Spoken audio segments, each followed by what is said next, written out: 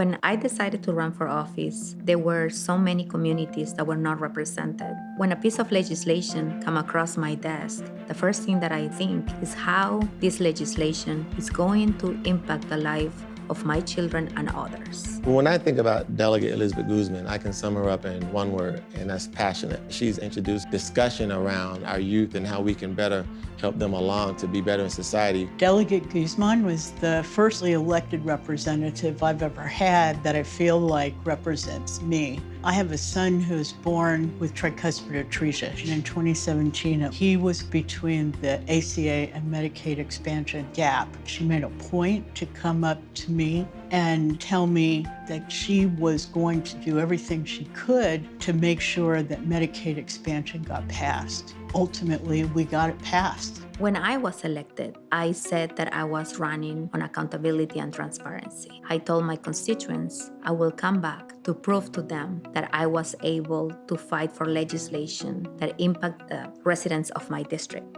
During my first 2 years, I advocated to increase teacher salaries. I also advocate to reduce the caseloads for school counselors, and we were able to accomplish that.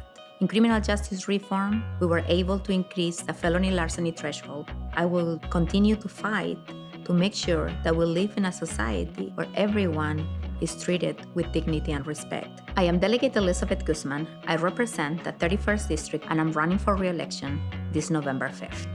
Elizabeth Guzman and One Vote at a Time sponsored this ad.